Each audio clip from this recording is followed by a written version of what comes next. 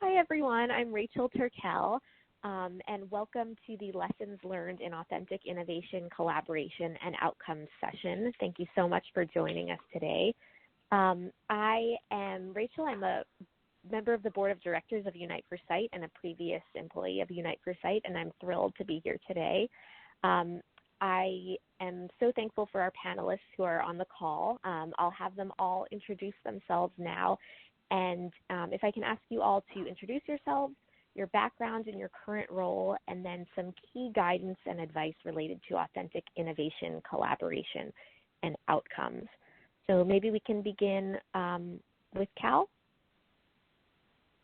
Sure. Hi, everybody. My name is Cal Bruns. I'm the founder of Matchboxology, which is a human-centered design firm here in Africa. We think it was probably Africa's first. We've been around for about 15 years. My background is a behavior change communications expert, and so that will kind of color a lot of what I have to say today. And you want me to give a piece of advice or the thing that I want people to take away from today, and it's really simple. People don't know as much as they think they do. And that applies pretty much across the board, I think, at least in our experience, whether they be public health professionals, whether they be tribal chiefs, religious leaders, nurses, across the board. And there are like 4 words I want you to remember if you remember nothing else of anything else I say today. Shut up and listen. If we all just shut up and listen to each other, we will all get so much smarter, and I think we could probably increase the outcomes of development by 10 times or more. Okay, that's it from me. Thank you so much. Next, I'll go to Paul. Hi, Rachel. Glad to be here today. My name is Paul Ellingstad. I'm the managing partner of PTI Advisors. I'm based in Ireland, have worked in the technology sector the better part of my career, and have done social innovation, with the likes of HP and other big companies. I think it's sort of interesting that I often quote Maslow, and the quote that if your solution is a hammer, every problem looks like a nail. And I think particularly over the course of the last decade, or maybe even 2 decades at this stage, technology has been regarded in many respects as, that silver bullet that if we only had an app, if we only had a smartphone, if we only had, a computer, things will be better. And, what I've really learned and, what I've seen, whether it's in Silicon Valley or elsewhere in the US or the UK, or in the most remote parts of, of Kenya or elsewhere, is that, there's enormous talent, there's enormous intelligence and desire to solve problems. And it's not a case of someone coming in from Silicon Valley or elsewhere, with the silver bullet that's going to fix the problem. Much like what Kel just said, the nod to Ernesto Ceroli of shut up and listen. Tap into that intelligence, tap into the knowledge, and learn. Innovation is about experimentation. It's about being able to recognize that you may have a good idea that something needs to change and be improved, but you don't know what the issue is. You don't know what the solution is until you actually start experimenting. But absolutely do that in cooperation, in collaboration with people that know more than you do as well. So be part of the solution. Wonderful. Thank you so much. Next, I'll go to Eliza Squibb. Hi. I'm so happy to be here and hear your voices and still have this chance to connect. So my background is that I'm an artist and textile designer. I'm based in Providence, Rhode Island, and I'm the art director of a company called ZTwist Design that I co-founded with Julia Shivers. And as a writer and artist working together, we focus on the communication challenges in global health. So where we innovate is we try to be the connecting link between healthcare providers who have messages for their population and then local artists, designers, or artisans who can really take those messages and add meaning and visual power. My key guidance or advice about collaboration is really advice that I try to work on myself, that I'm still learning and incorporating. And that is really about feedback, which connects to what my other panelists are saying about listening, to really build that feedback into every possible instance of our work, because that's the way that we improve what we offer. And it goes for both those who we work with as well as those that we serve. Wonderful. Thank you so much. Next, I'll go to David Aylward. Hi, thanks for having me. I'm David Aylward. I am now an assistant professor at the medical school at the University of Colorado, which is the latest step in a long journey of different experiences in global health and U.S. healthcare for poor people. I've ended up focused on designing systems to achieve well-being after starting from the technology side and increasingly coming to the conclusions that Paul talked about.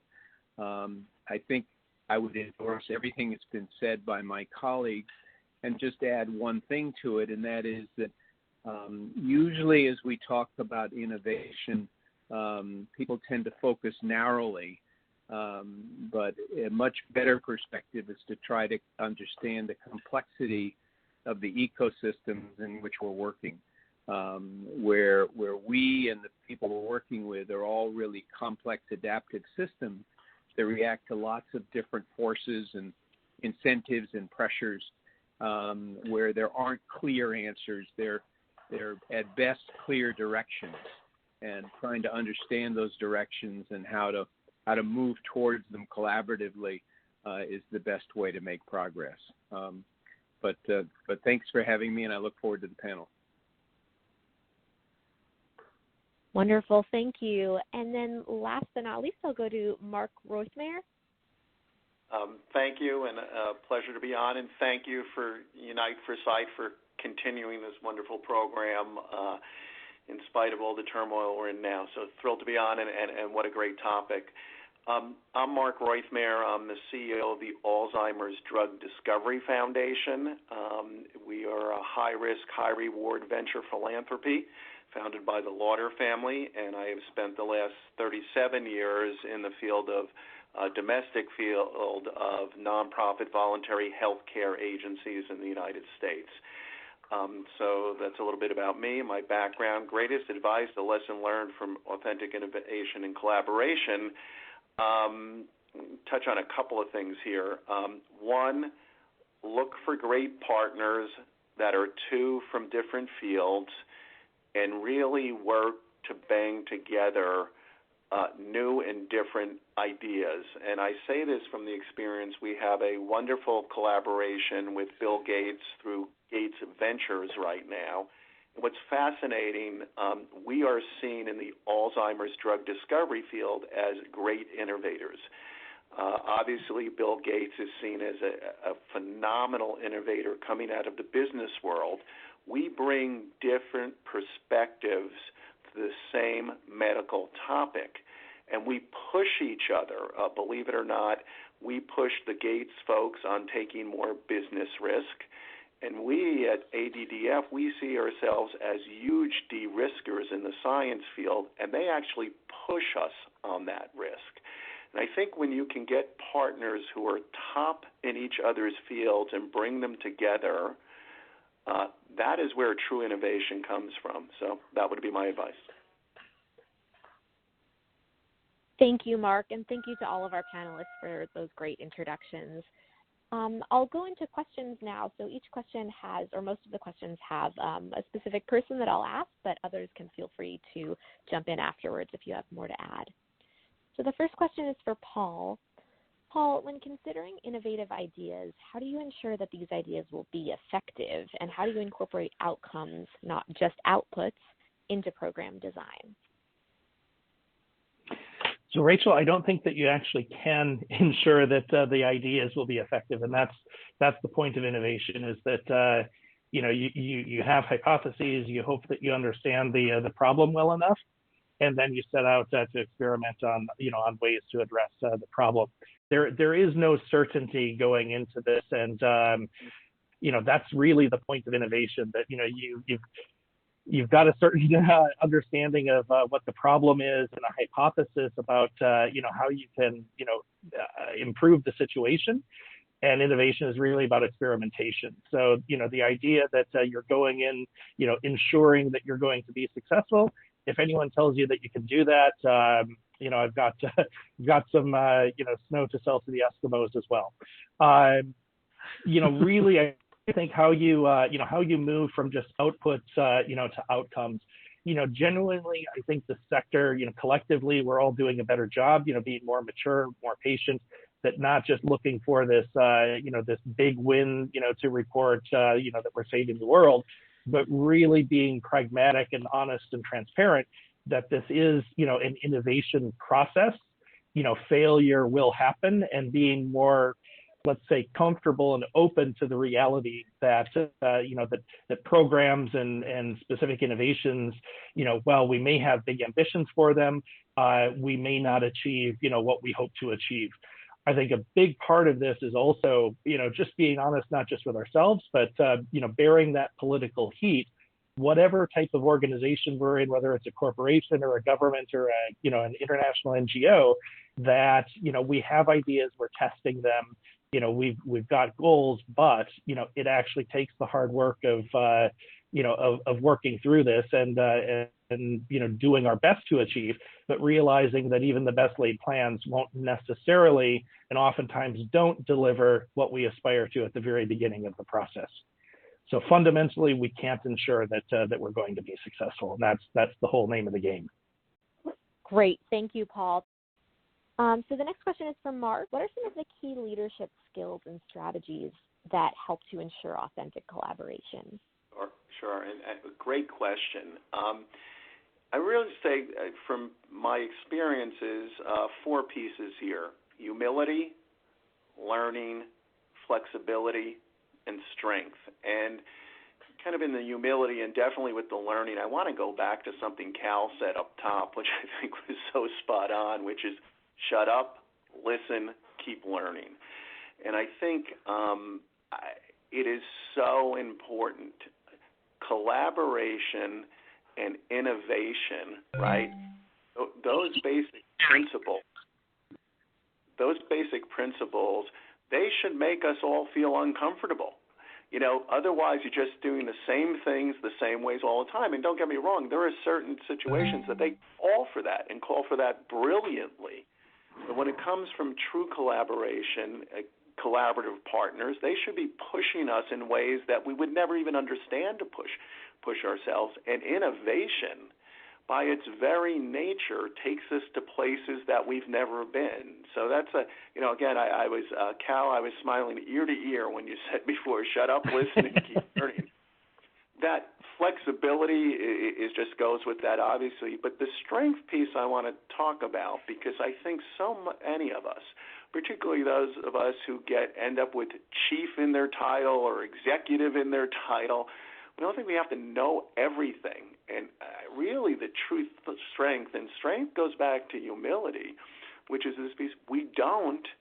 So who do we find that does, that we can collaboratively work with and drive innovation? So again, simple answer: humility, learning, flexibility, strength. Thank you, Mark. That was excellent. The next question is for David and Mark. When you reflect on your leadership style, what do you see as the most important aspects of your journey that brought you to where you are now as a leader? I guess in my case, this is David, it's that it has been a journey. A number of people have used the term humility, and I think I've learned humility by being in a lot of places where I didn't know anything. I was raised moving around a lot by a father who was in the Foreign Service, and I learned that the American way is not the only way, something that America still needs to learn, and kept getting thrown into diverse experiences where listening was required simply because I didn't know what the hell I was doing. And so that experience of being in different places with different people has been really important to teaching kind of how to gather people around me who know what they're doing and know the environment. I think there's a really other important point, and that is that all of us come out of an expert culture where we're experts of one sort or another, and the disease burden that we're addressing now has shifted so radically that it requires the people who have the diseases or who have the illnesses or who have the weaknesses to be the real leaders rather than the experts if we're going to solve them. So we're moving from a cure environment to a work with people to improve their lives environment. And that requires that we be supporters, not leaders, as much as we might like it to be something else. So, and I think finally, in my case, I've just been blessed by seeing lots of the world and lots of different angles that has taught me to be a constant student rather than thinking I'm an expert. Terrific, David. And let me, there's at least two things I'm going to re-echo there that David said. Certainly humility. I will also bring back what Cal had said about listening. So humility and listening, 1 and 2. I'll add 2 additional ones. I have benefited tremendously from earlier on in my career from having a mentor and a wonderful human being. He's no longer with us, passed a couple of years ago in his 90s, but I worked 20 years at the March of Dimes, and this was a gentleman who had taken the March of Dimes from polio to birth defects, who ran the polio field trials for the March of Dimes, and then reorganized the organization to take on the issue of birth defects. And I realized early in my career in meeting this gentleman that, I couldn't go through anything in my career this person had not been through in their career. And I just put out there the concept of mentors, because no matter what we're experiencing, and including what we're experiencing right now in the world, there are people out there that have been through these types of things. So mentor is so important. And the last piece I'll add to this is just what I broadly label as constituents.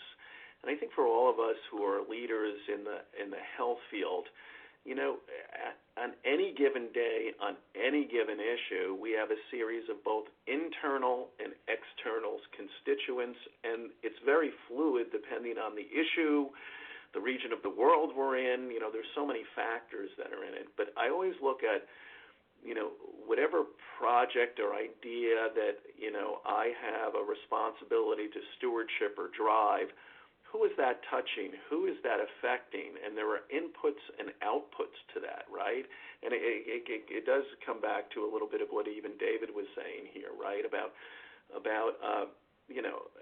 we don't know it all, but those who are going to contribute to this project and those who are going to be affected and hopefully benefit from this project, there are constituencies. We need, because it's not about we as an organization, we need those input, that buy-in, those nuances and slivers of outright expertise. So again, just to wrap it up, 4 pieces here: humility, listening, mentorship, and constituents. Thank you both for that insight. That was great. Speaking of humility, the next question is for Eliza. How are the humility, respect, integrity, and collaborative nature of an organization's leadership critical to the effectiveness and overall health of an organization? Well, Rachel, that's a great question, and we are not getting off easy on this panel. So I think of all the tough problems to solve in the world, really figuring out how to work together has to be one of the biggest challenges. And the 4 things that you mentioned, humility, respect, integrity, and collaboration, those are really the pillars of teamwork and how we create a respectful platform to address these really large projects that we're doing together. But I want to point out that not everyone has the same needs when it comes to collaboration, and there's really no one-size-fits-all model. And I believe that projects really become stronger with everyone's participation. So the health of an organization relates directly to, getting those diverse opinions for better and stronger projects. But the real challenge is setting up a framework that accommodates everyone's differences and their diversity of needs. So as our goal in collaboration is to work with people who think differently, who have different levels of expertise, we really have to build flexible systems to incorporate everyone. Wonderful. Thank you, Eliza. Cal, the next question is for you. What are some examples of pitfalls that you have directly observed that originated due to a lack of collaboration and humility? And what should have been done differently to help ensure a more positive outcome? Oh, so I get the hard question. Okay, fine. I'll share my own, or Matchboxology's own personal failure, a spectacular failure of kind of, and in retrospect, it was a failure of humility. And that was a project we were working on to try and reach men who hadn't yet shown up for HIV testing in South Africa to pitch up and find out their status. And we went out and we did our homework. We talked to a lot of men, and what we heard was, that men were tired of women telling them what to do. They were feeling like this is their responsibility. And so we glommed onto that and we said, here we go. Here's a great campaign. And we put it under the moniker A Man Knows. And put the whole charge, the whole campaign, the whole push, all about masculinity. And you're not a man if you don't know what your HIV status is. And, at the outset, if you consider like Zulu culture and kind of the proud, fairly patriarchal society of Africa, you'll go, yeah, that makes a lot of sense. It was a spectacular failure. It didn't work. And in retrospect, it didn't work because we didn't really listen to what men were saying. What they were saying is, yeah, that's the front face. That's the first layer of the onion, which is that's what it is to be a man, to be brave, to be strong, to be a protector. But this particular problem, went much deeper in the onion.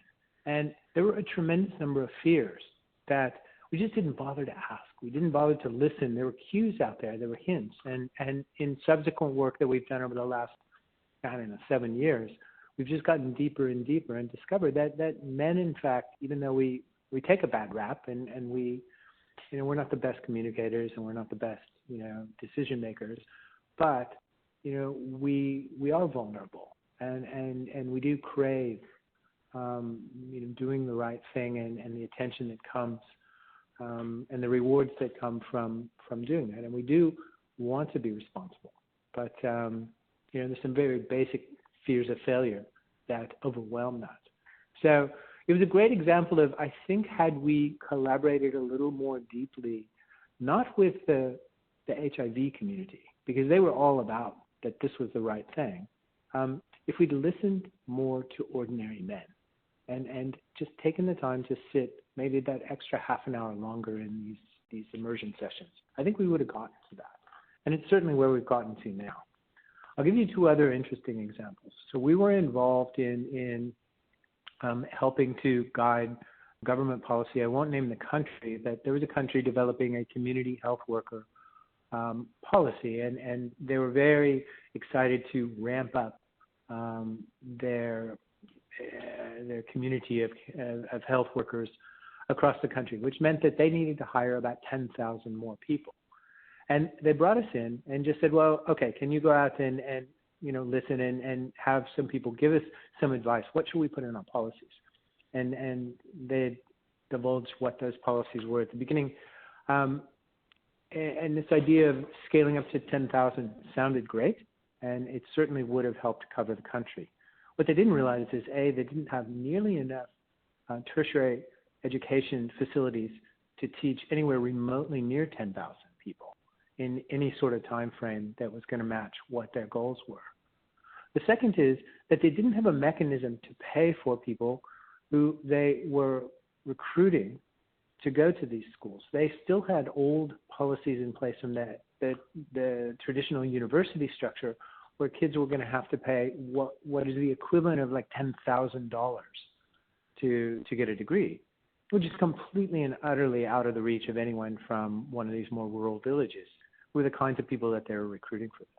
And it had just never occurred to them, because they were so excited about deploying people and where they were going to put them and where the need was. They weren't thinking about the steps along the way that would need to follow.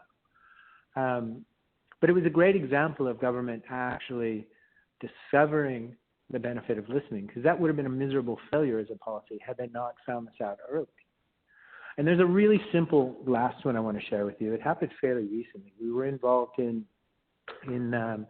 working with one of the governments in Africa to improve their data collection in healthcare. And it's always been a weak spot. There are lots and lots of reasons why.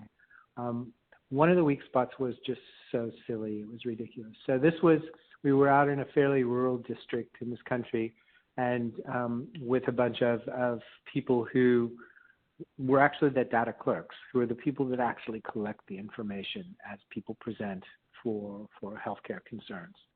And they were doing mobile outreach, because this is a fairly rural area where people couldn't get to the clinics always. And this was kind of a pretty fashion-forward way to go, take the care out to the people. Unfortunately, they had one government issue register blotter, I guess you'd call it. So it's a rather large document, and that's where you capture all of the data for each day, name and what the problems were, and you ask all the questions. So you're delivering all the data through that. It didn't fit on the tables that they had in their mobile things, so they couldn't use it. So instead of getting a bigger table, what they would do is just try and make notes on various little pieces of paper and then recapture that information at the end of the day. So it was really obvious that one tiny change could have dramatically increased the validity of the data that they were capturing.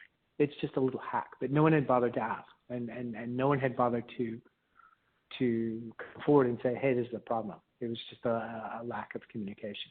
And that, I think, ties back to a lot of what, the other guests are saying here today, which is this concept of having the humility to listen, and also encouraging that from a leadership point of view, people proactively telling you things that may not be right. And having courage, or having the culture with which you go, hey, we're not always going to get it right, but we'll fix it if you help us fix it. So something to think about. Thank you so much, Cal. Those were fantastic examples. And I think they actually lead well into the next question, which is for Paul. How do you balance having the necessary confidence to lead with having the humility to listen and to be receptive to ideas and thoughts from those who you are leading? Thanks, Rachel. I think there's a couple of points I'll tie together that I've heard from the panel so far. David had mentioned that most of us working in this space are coming from specific areas of expertise and experience, specialization. We're dealing with very complex problems that don't have simple solutions, despite the management / leadership rhetoric constantly about we need to simplify, we need to focus on these big complex problems. It takes time, it takes experimentation, it takes failure and then trying again. And so what Kel just said, if you go in realizing that not everything is going to work, but we are committed to fixing what doesn't and continuing to try, that's what innovation is about. The second piece to this, I think, terms like leadership, there's still, I think, misunderstanding. There's still a stigma around it that leadership is still hierarchical. I think particularly in this space, we have very flat organizations or very flat teams where everyone is bringing a particular specialization and expertise and experience that's absolutely critical to the success of the team and the overall shared mission. So the idea of having the confidence to lead, but then also having humility. It really is about this, for me anyway, this mission-based objectives, that you're working as a team, that you're recognizing you have something to contribute, and that all of the other team members and ultimately, the clients or the beneficiaries that you're working on behalf of, can trust you, including that you have the confidence, that you're bringing the experience and the expertise that you say that you are, rather than faking it until it works. But likewise, that you have, the trust and confidence in the other team members in the other organizations as well. So there's I think a real dose of reality here of getting beyond the egos, getting beyond the hierarchies and some of those misperceptions of what leadership really is. One person that I often quote around leadership is Benjamin Zander, and he wrote a book. He's the conductor of the Boston Youth Philharmonic, and he wrote a book, Art of Possibility, and one of the concepts that he talks about is leading from any chair. I think leadership is something that we all have to bring to the table. So, it's not just someone at the top of a sort of a pyramidal organization. Leadership is what you do by trusting in your colleagues, being competent in what you do, being reliable that you're bringing, what you say you will, and following through. Wonderful. Thank you so much, Paul. The next question is for David. David, how do you make decisions and help to ensure that your colleagues and teams stay aligned with the organization's mission and values? Well, it's a fascinating question because it implies that we're running an organization, and I'm not. I'm herding cats. And even when I ran organizations, I was herding cats. And by that I mean that in order to succeed, a series of other organizations need to get in the traces and help pull towards the same goal. And that's really hard because when we talk about outcomes, for example, different organizations have different outcomes. And we often think that we share the same outcomes, but we don't. So as we look at how you move from, for example, in my case, from a sick care system to a system that causes people to thrive, you need a bunch of different organizations with different missions to combine together into a collective impact structure, where no one of those dominates. And so to do that, you need it's the classic Venn diagram of where are the overlapping interests. So trying to get people to see where their interests overlap with other people's interests and working together they can achieve more than they can individually is, I think, the trick of kind of leadership in our sector. Now, it's different if you're trying to invent a drug that's going to do a specific thing. That's different. I think what Mark is after with the Gates group, and Bill Gates is different than what, say, Paul and I might be talking about, or Cal might have, of how you affect systems. But what I find, for example, is that an academic group has one kind of outcomes that they care about. They care about publishing, doing research and publishing papers. A housing group may be focused on the number of houses they build. A food group may be focused on the number of meals they serve. But bringing all of those together into a shared whole that could combine into something bigger than any one of them can do alone requires a lot of all the things people have talked about so far: listening, humility, shutting up, and so on, but also really thinking hard about where different groups can serve each other or can help each other achieve their interests. Because one final point that I've learned is that, one, people don't all have the same motivations, number one, and number two, trying to change people's motivations is a fool's errand. Thank you. I think that's a great piece of insight, especially that last piece. the next question, kind of related to that, for Eliza. Eliza, how have you personally ensured that you maintain cultural humility and respect for local community members? And do you find that you shift your process when you're in a different setting? So, Rachel, it's clear that humility is the word of the day for this panel. And I was thinking about where humility comes from. And it comes from that position of learning, of the attitude that there's no experience, no matter how uncomfortable, that we can't learn from. And that's just as true in daily life as when we're in a new environment or a foreign environment. So as someone personally who's eager to learn from every experience, it took me a moment to understand and observe that there's also a power dynamic inherent in that position. And if I go to a community or an artist collective and I say, I want to learn this traditional technique, or I want to learn about this experience, it may seem to come from an innocent or neutral standpoint, but it is an act of taking something, because they're giving me information that's going to benefit me. It's a one-way street. So in that position, I have to self-examine to really see what I bring to the table, what techniques I could share that are really going to turn this dynamic into a true exchange. And that looks different in every context.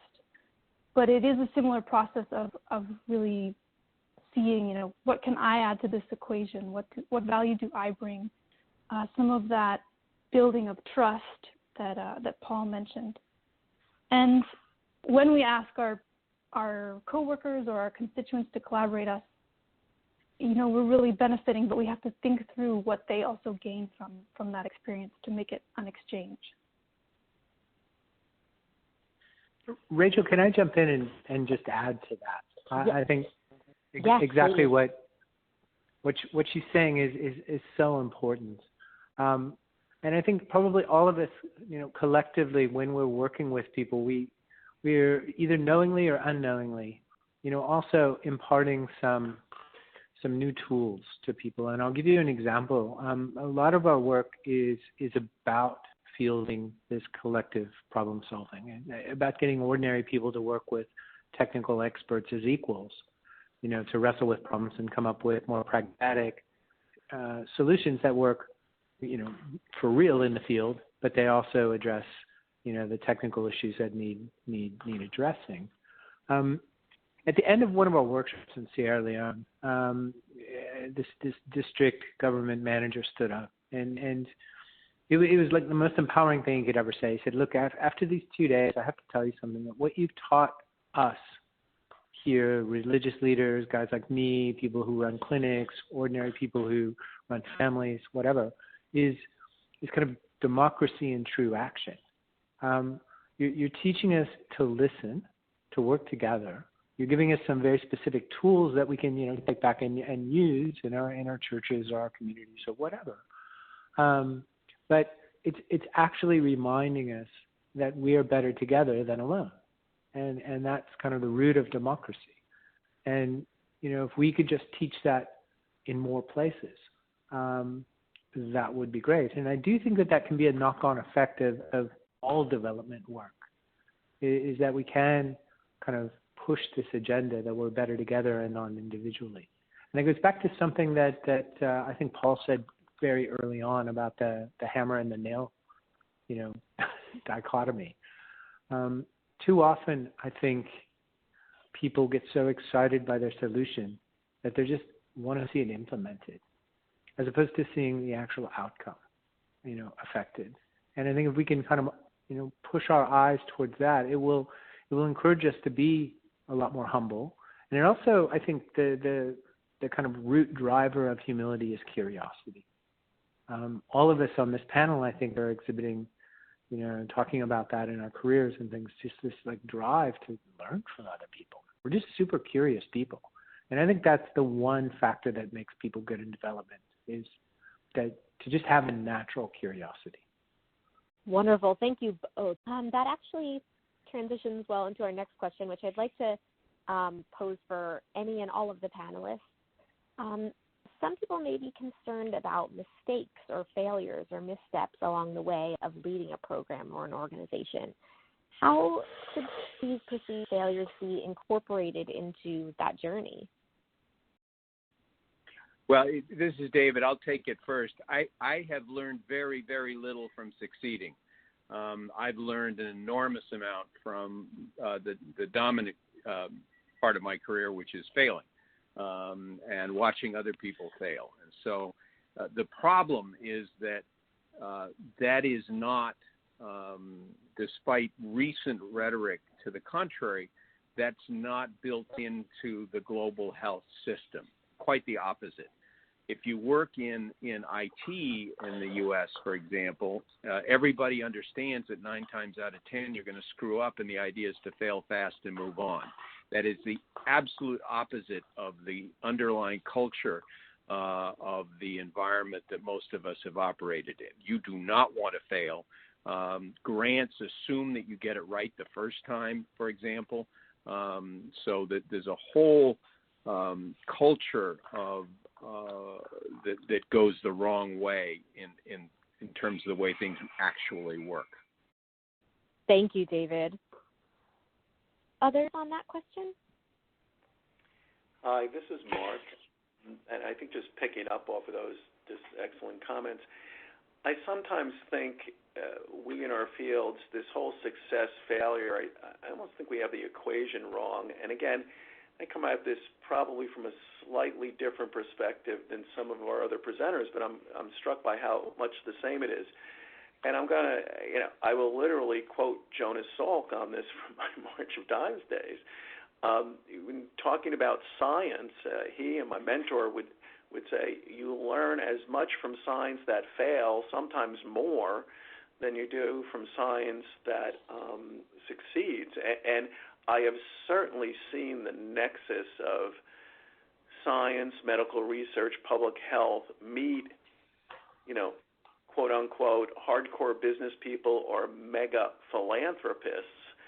And, I've seen, I can't tell you how many times I've had to deal with very prominent people who I would say, no, one of the greatest things that may come out of this is failure, and we will learn from that. And I guess that comes back to all of these principles again of learning and humility and listening and flexibility.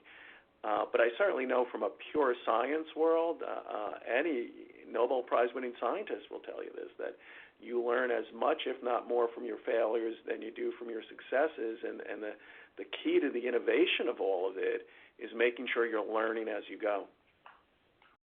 One other small note that I'd add on that as well, Rachel, I think, to leadership and culture, the premise of the question is sort of the responsibility and the discipline, of the individuals who are innovating, to embrace failure. I think, again, any role within the group, whether it's a formal leadership role or even as a team member, really just, being transparent and open and embracing, the premise that it's okay to fail, and that it's something you need to be talking about as the team. So put a little bit of the onus not just on yourself, but on others to call you out, and for them to be comfortable for you to call that out and sort of call a spade of when something isn't going to plan, rather than continuing down the rabbit hole that that we're going to make something work that that really isn't. Thank you, Paul. That's another great point. Others on this question? Yeah, I can jump in here. Yeah. So to bring a perspective from the design world, we talk a lot about failure and we talk about failing fast. And the key tool for us is prototyping. And when we say prototyping, we don't necessarily mean like a physical object. It could be, what we're really talking about is experimentation. And it could be for a service, it could be for a program, a campaign, or illustrations, it could be anything. But the ability to put that out in the world in some way that gets us feedback, so we can really understand what's working, what's not working, and kind of get to that point of failure as quickly as possible so that we're shifting and pivoting and making improvements. And that's so key for international development work. And all the stories that Cal shared about the great examples of different pitfalls, understanding those problems and understanding them as quickly as possible in order to shift and change, that's a really key part of learning from that failure. Thank you, Eliza. Great insight. I'm just going to recommend one thing. A few years ago, I read a fairly transformational book that was so far out of the discipline of human-centered design and creativity, but I don't know why it caught my attention. It's called Principles by Ray Dalio, who is the head of one of the biggest hedge funds and most successful hedge funds in the world. And I learned more in that book than I've learned in so many in the past years, because it was simple, and it laid out two kind of basic principles. The first is that if you really want to succeed, you need to operate on brutal truth and radical transparency. And to go back to kind of those leadership questions you were asking, it takes a brave leader to create a culture built on those principles, because you have to be able to kind of show your mistakes and not feel threatened by doing so. And that is not very common. And it's certainly not very common in the spaces that we were talking about, in the traditional funder world, where, you know, they have to report back nothing but a string of successes to their ultimate stakeholders, who would be people in the Senate or, you know, the House, you know, elected officials who, you know, are motivated by a different set of criteria than whether something works in the field. They just don't want taxpayers to think that they're wasting their money. And I think it's important, too, that when you have this culture of brutal truth and radical transparency, you see all of the ecosystem, and you respect everyone's kind of perspectives and their motivations.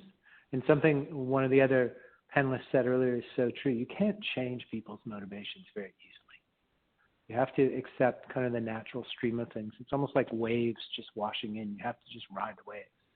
So you have to figure out how to ride the waves in a way that works for what you're trying to achieve. Wonderful. Thank you. Thank you all. Those are great points. And I wanted to move on to another question that's also for everyone and anyone. I'd love to hear a lesson that you've learned about collaboration from local leaders in a resource-poor setting, however you define that. This is David. One of the things I've learned is that you really have to be careful to make sure that those people are talking, that they're expressing their views. They are not used to doing so in these kinds of environments.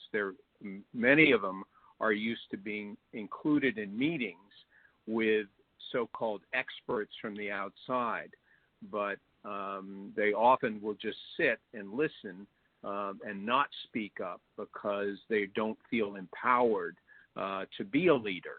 And even if you say, well, we really want to hear from you and you're really important and we're partners with you, you are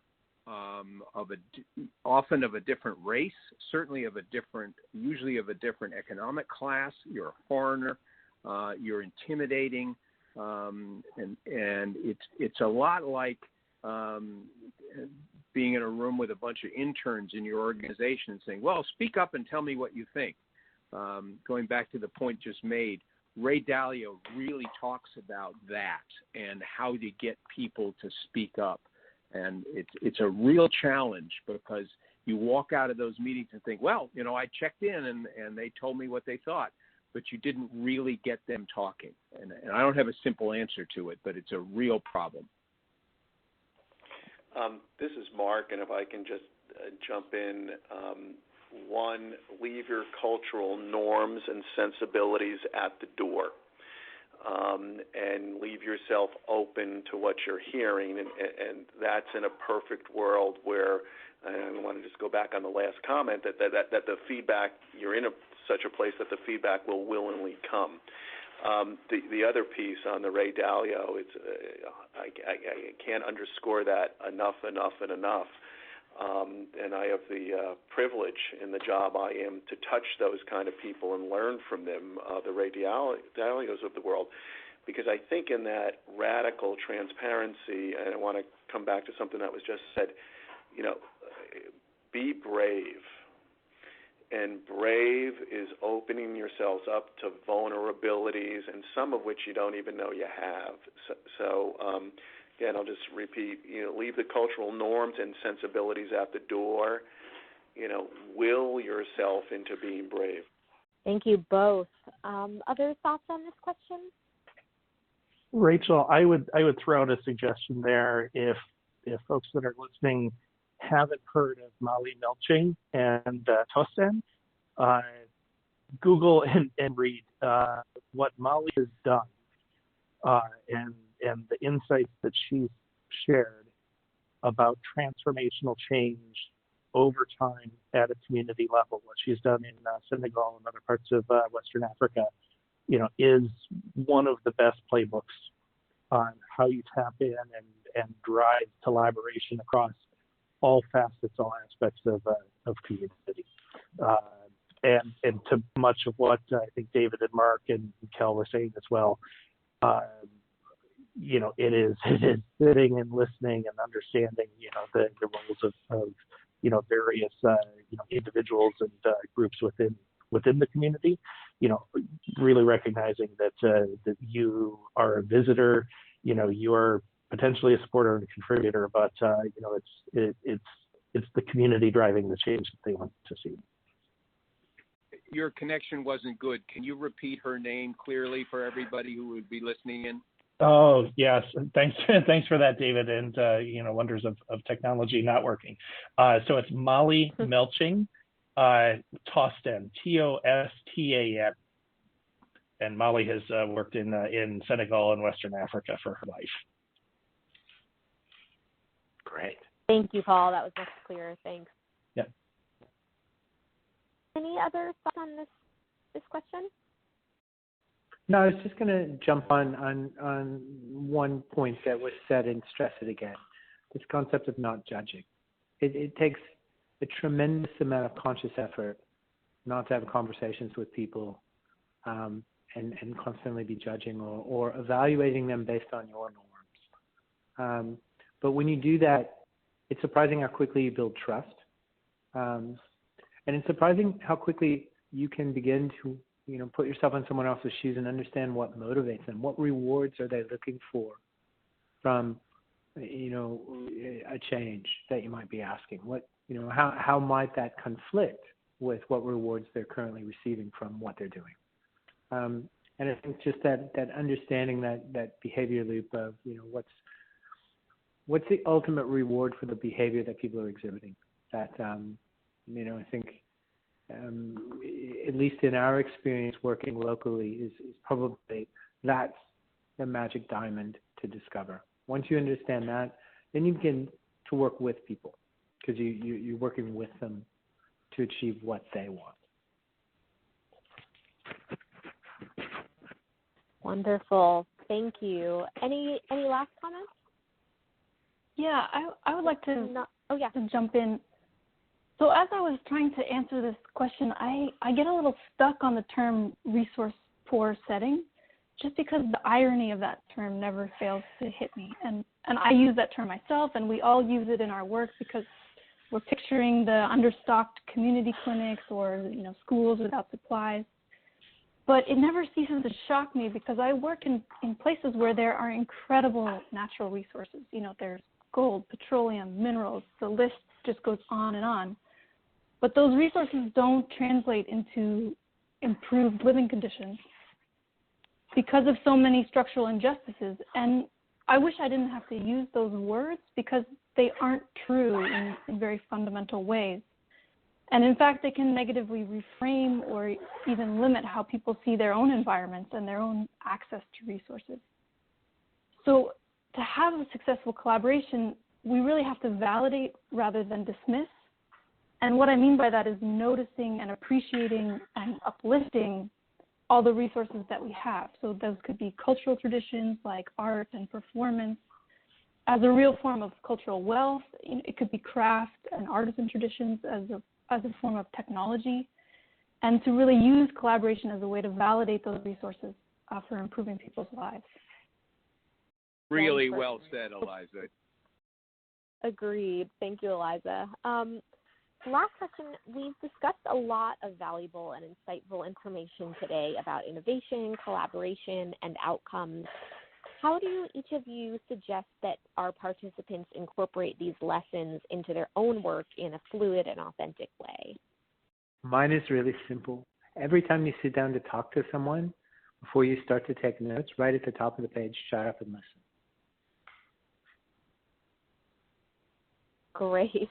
Great point, Cal. Thank you. I think we don't do that enough. I think one of the, I agree with that. Two, one of the things I find is a lot of people don't get the freedom, don't give themselves the freedom, and are not granted the freedom to think big, to think long term. They're tied up in the thing they got to do today or tomorrow at work, or they've got their quote outcomes are not changing their society, but fixing a particular thing. And so the visioning, the freedom and excitement that comes from sitting with others and thinking about how things could be different, how, to go back to what Eliza was just saying, how resources could be put to the benefit of the society rather than a few rich people, for example, how the system could be changed. That kind of empowering vision often doesn't happen. And I found that that's one of the most motivating and energizing things to do, is to get people to a point where they can feel empowered to think about and plan their future as a community together. Absolutely. Thank you. Particularly on the fluidity part of this, I'm just going to go back and repeat some things that have already been said today. I'm going to go back to the top when Cal said, for quote-unquote leaders, and I want to address that in a second, but when Cal said up top about, shut up and listen, I think that's the most fluid thing any of us can bring to this. That is most important, most helpful. I also want to go back to earlier in the conversation. I think Paul touched on this. Leadership is just not at the level that, again, you have a chief in your name or an executive in your name or director in your name.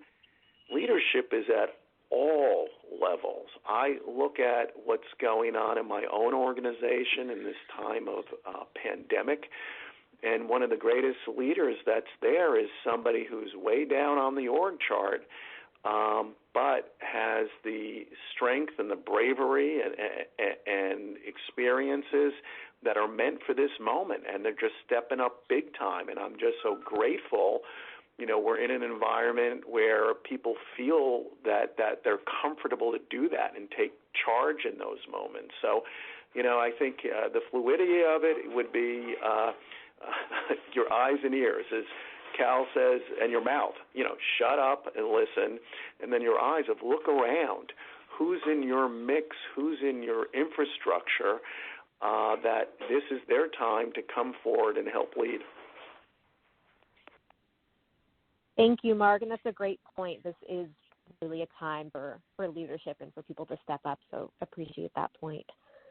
Just to build on that idea of listening, another way to think about that is as feedback, and kind of building opportunities for feedback into every interaction.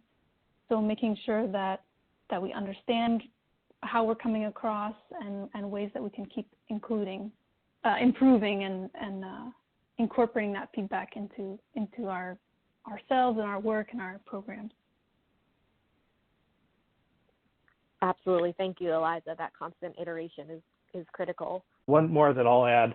I'm really happy to hear, a number of comments about mentoring. I think one thing that has really struck me in the last week or so is so many more people are forced into work from home or other virtual situations, is making the time and the space for discussions beyond, just down to business and, hammering through an agenda.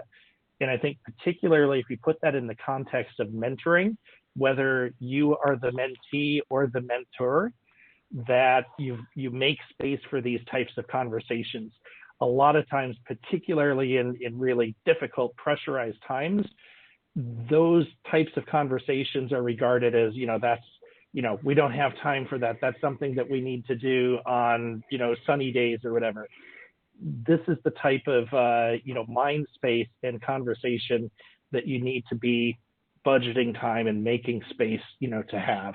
And in mentoring types of conversations tend to be a really good place to do that. Thank you, Paul. Completely agree.